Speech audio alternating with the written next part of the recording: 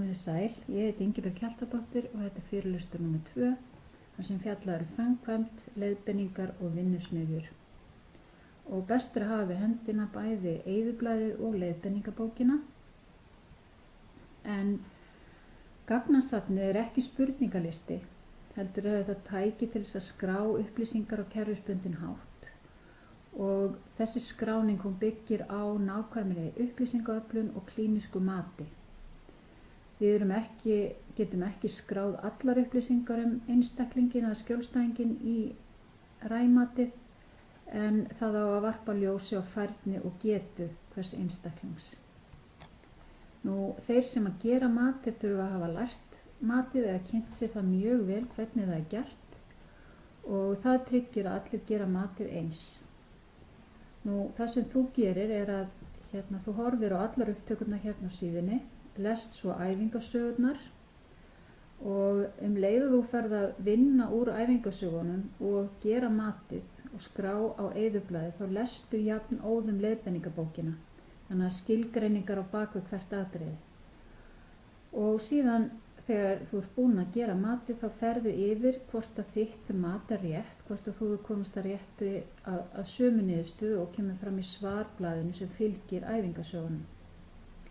Ef að hægt er, þá er gott að setja vinnusmiði þar sem saman kemur hópur af stofnuninni eða fleiri stofnunum og geta þá unnið saman að því að gera þetta verkefni. Það eru ýmsar fagstéttir sem koma að matinu.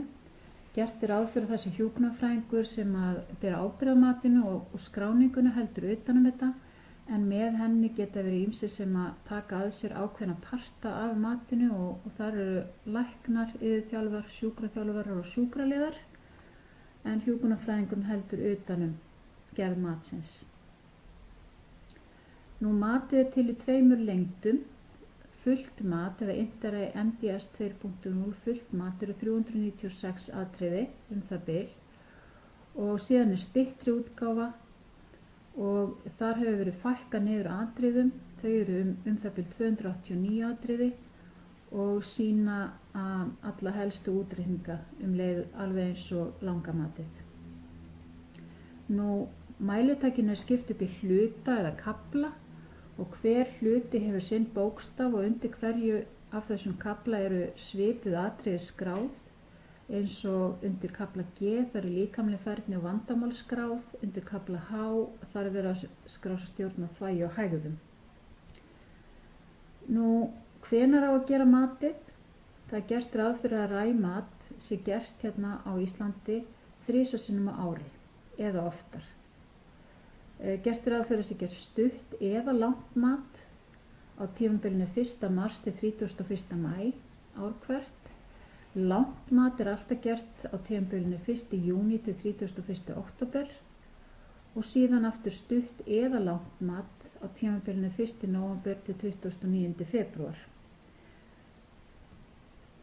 Einnig er gert ráð fyrir að gera mat þegar einstaklingur kemur inn á hjúkrunarheimili í fyrsta skipti og þá er alltaf gert langt mat og það er gert ráð fyrir því að það sé búið að gera matið 14 dögum eftir að viðkomandi hefur flutt inn á hjúkrunarheimilið og síðan ef að verður varanleg breyting á ástandi íbúans þá er mælt með því að gera nýtt mat og þá er gert ráð fyrir því að matinu sé lokið 14 dögum eftir að ljóst er að varanlega breytingu á ástandi er að ræða.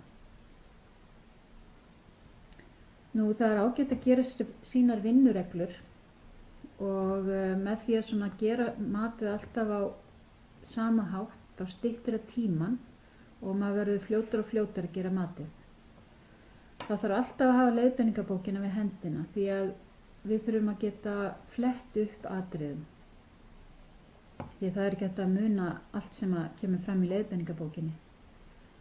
Og það er mikilvægt að hafa alltaf á hreinu skilgreiningu hvers atriðis þegar verið er að meta.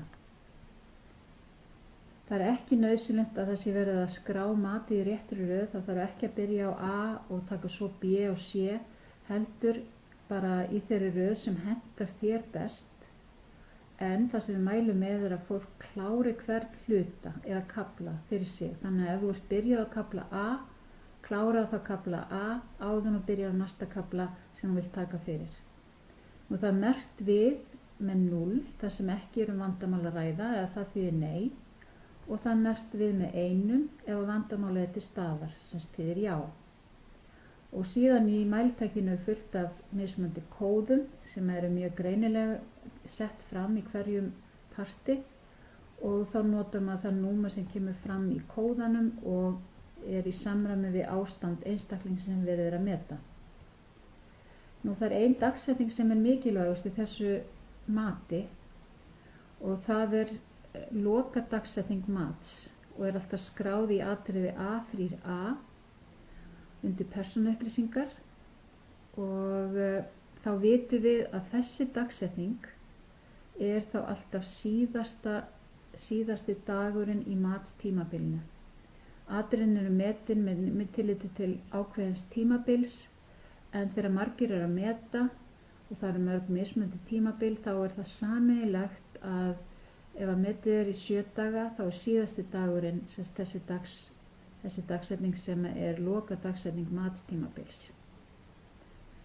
Ef að lokadagsetning er 7. apríl þá er ADL-færni metin frá og með 1. og til og með 7. apríl og ef að verið er að meta aðra þætti sem til dæmis á að meta yfir 30 daga þá er það 30. dagurinn í matstímabilinu er nákvæmlega þessi dagsetning, lokadagsetning matstímabils. Þetta tryggir að allir séu að meta sama tímabilið hjá einstaklingum. Nú eins og sjáum hér þá eru matstímabilin mismunandi eftir atriðum og það þarf líka sérstaklega að skoða þegar við erum að lesa einhverja skýrslur að þær upplýsingar séu nýjar eða frá því tímabili sem verið er að skilgreina og tímabilin geta verið allt frá 7 dögum, 14 dögum, 30 dagar, 90 dagar, 180 dagar og alveg upp í heilt ár. En þetta kemur mjög skýrt fram undir hverju atriði og líka í leiðbeiningabókinni hvað verið er að horfa á langt tímabil undir hvert atriði.